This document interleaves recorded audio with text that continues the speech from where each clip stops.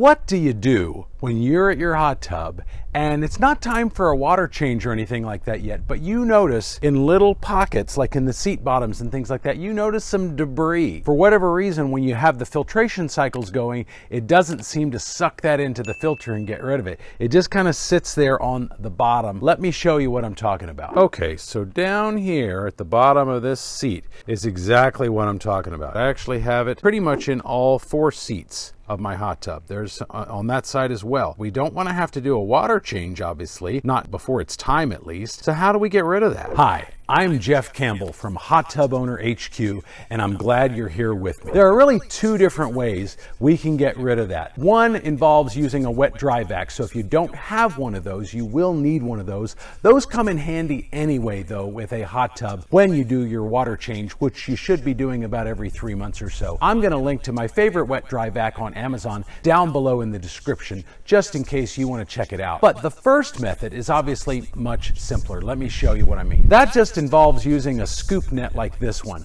A lot of times you'll see huge scoop nets that are designed for swimming pools.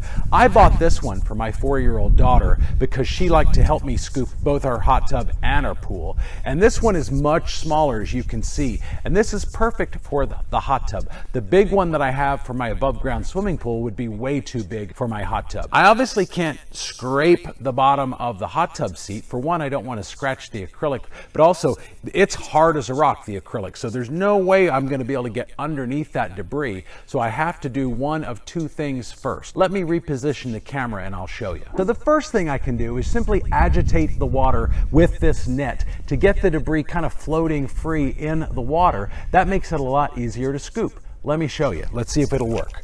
So I'm just going to kind of like move it around down there, get the debris up floating in the water, and then I'm going to kind of trap it. Don't know if you can see that, but I did get a little bit that way. Not a lot though. So there's one other method that I can try that might get us better results, but I need to turn the power on to my hot tub first. I always have it off when I shoot these videos. So let me turn it on real quick. Okay, so now that the power's on my hot tub, I'm going to turn the jets on just for a minute because that's going to agitate the water even more than I was doing with this net. So let's try that.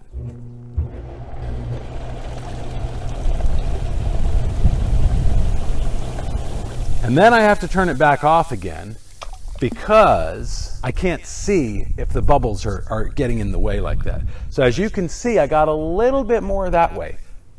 Still not a lot though. There's still a lot down in here, but I am able to get more this way than I was just agitating the water by hand. But there's still a fair amount down there. I'm actually going to kind of manually scoop it closer to me because now I'm going to show you how I get that with a wet dry vac. Let's do that now. Now, before I get going with the wet dry vac, it's obviously important to point out that this wet dry vac, like any wet dry vac, is plugged into an electrical outlet.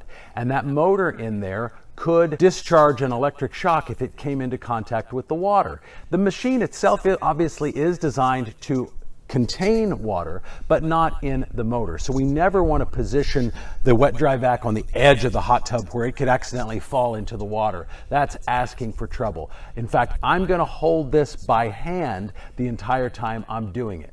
But what I'm going to do is I'm just going to stick the tube of the wet dry vac down there onto the surface of the bottom of the acrylic of the hot tub and just suck that debris up. Yes, it's going to suck up a little bit of the water at the same time. That's okay though. If I need to top it back off again with a hose, if it gets that low, that's okay. You have to do a little bit of that anyway periodically throughout the year just due to a normal evaporation. But let's do the wet dry vac method now and see if that gets us better results than the net did.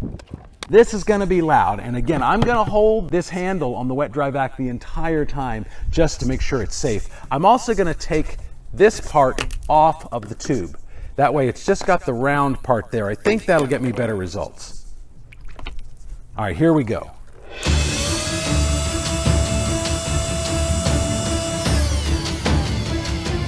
All right, it's kind of a noisy pig, as you can hear, and I did obviously suck up a little bit of water. I tried to wait until the hose was positioned correctly before turning the power on. It got about half of the debris that was down there. What I'm going to do now is kind of pour the hose off to the side a little bit because there could be some debris stuck in this hose that I don't want to go back into the hot tub when I put the hose back in there. So I'm going to position the hose again, and then turn this back on again.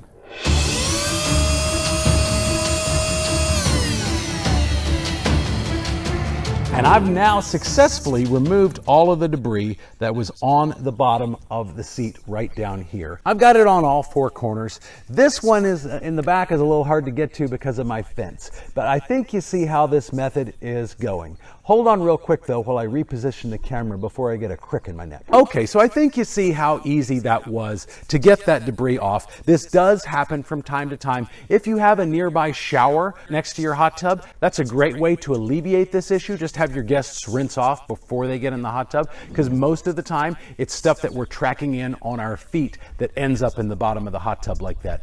Anyway though, I hope you like this video, and I'll see you in the next one.